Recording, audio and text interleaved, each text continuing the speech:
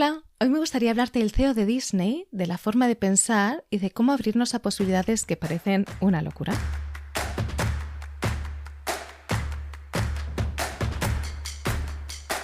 Vamos a ver qué nos enseña este CEO y cómo sus enseñanzas nos pueden servir en nuestra vida. El CEO de Disney, que se llama Bob, entró en el cargo justo después de que su antecesor estuviera durante 20 años, los primeros de los cuales fueron bastante bien, pero los últimos fueron regulinchi.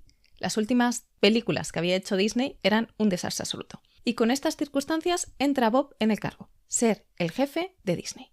El jefe entre comillas, porque tenía todo un consejo asesor que eran los que realmente validaban o no las decisiones que él tenía que tomar. Nada más entra en el cargo, él se dio cuenta de que tenía que hacer cambios drásticos, que las cosas no estaban yendo bien y que tenía que cambiar las cosas. Puede que aquí ya te suene. Muchas veces en nuestra vida, cuando hay momentos en los que las cosas no van bien, necesitamos pararnos, cambiar el CEO, quiere decir cambiar la perspectiva y ver.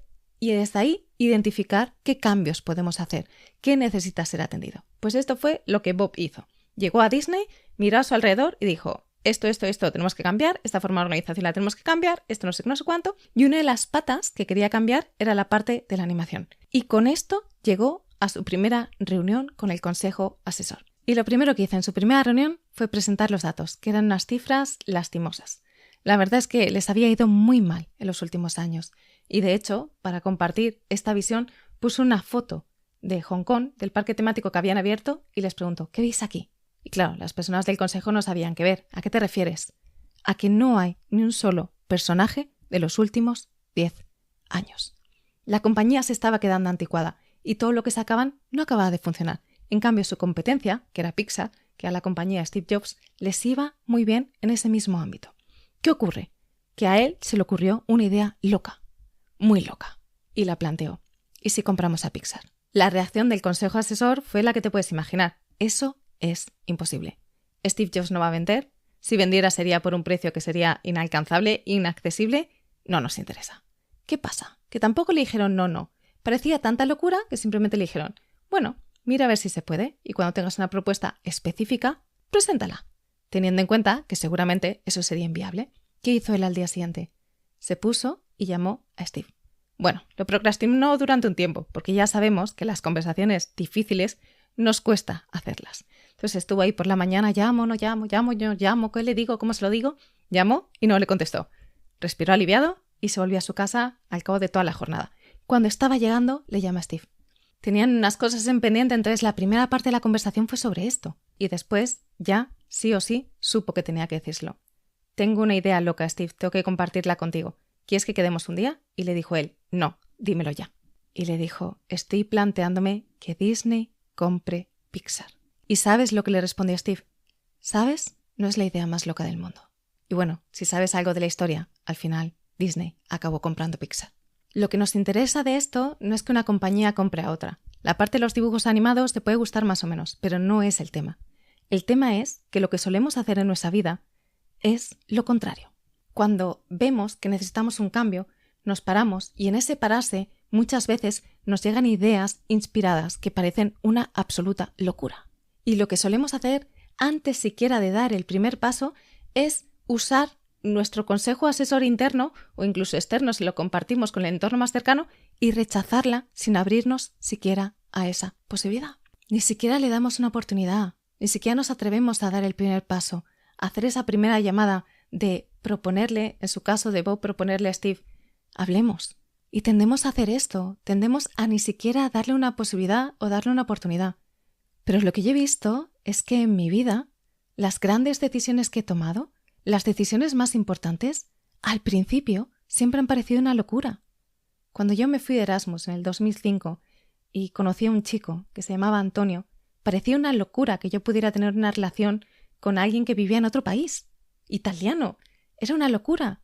Y ahora convivimos desde hace muchos años y tengo una relación fantástica gracias a que me abría la posibilidad de que eso fuera posible. Y estoy segura de que tú tienes también experiencias de este tipo. Me pasó con mi profesión. ¿Quién leches va a pagar porque alguien le ayude a ordenar? ¿Quién leches va a pagar porque alguien le ayude a identificar lo que es un sí o un no en su vida, en su casa o en sus finanzas? ¿Quién va a poder vivir de eso? Y de repente sí que es posible.